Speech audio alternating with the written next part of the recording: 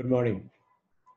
Let us talk today why don't grassroots levels ideas pick up in developing countries like Bangladesh and India and grow as world-class innovations.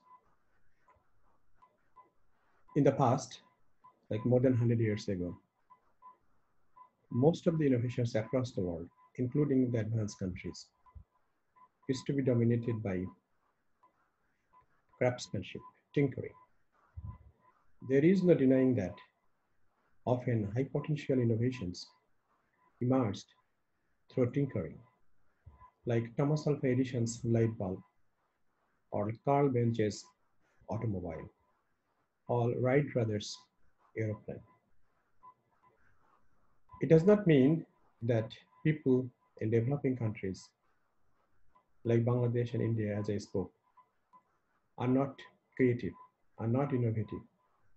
It's not that they do not come up now and then creative outbursts, but none of those creative outbursts in developing countries eventually grew to a large industry, creating large number of jobs.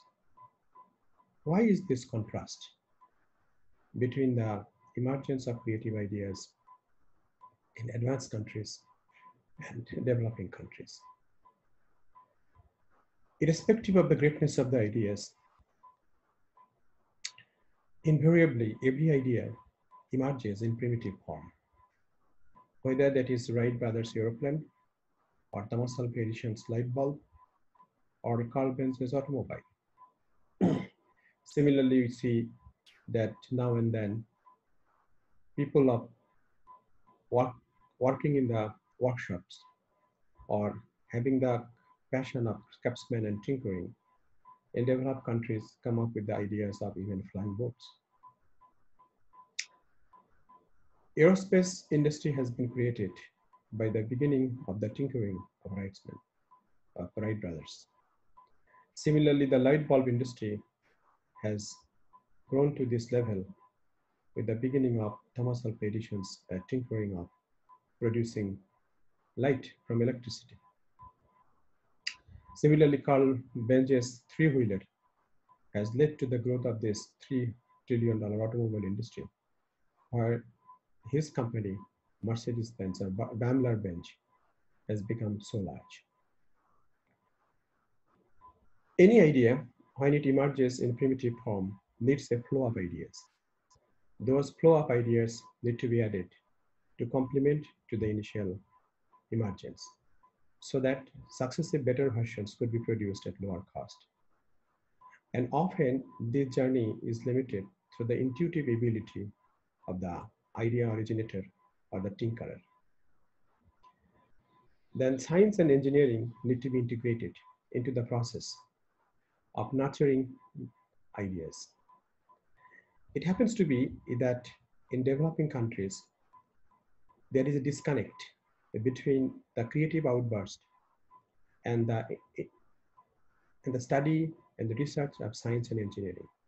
As a result, creativity or ideas in developing countries do not keep benefiting from their science and engineering capability of adding more ideas in making the initial idea increasingly better and cheaper, making it affordable to many customers, and producing eventually profitable revenue and creating jobs and farms.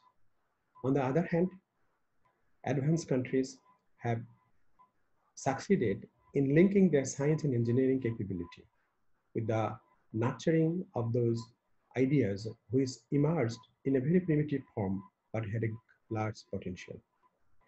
And those ideas then kept growing with the addition of new ideas. But even after addition of new ideas at the initial stage, many of the ideas are not attractive to civilian customers as well as are not attractive to the other segments of the customers. It happens to be in the initial stage, military was the customers of those primitive products. So the integration of their military market with the civilian innovation also is a reason that ideas in advanced countries succeed in a far better way than in developing countries. Here is a lesson. We need to integrate science and technology, or science and engineering, with the nurturing of ideas. And those ideas may even emerge from the creative outburst of the people who do not have formal education in science and engineering, who are not engaged into science and engineering.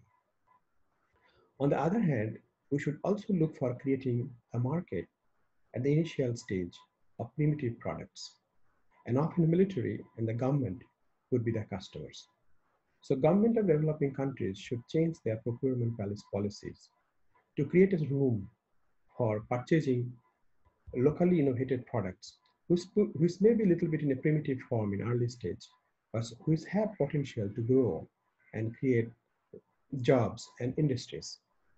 We need to address these two issues in order to create a scope to grow grassroots level ideas of developing countries. Thank you very much.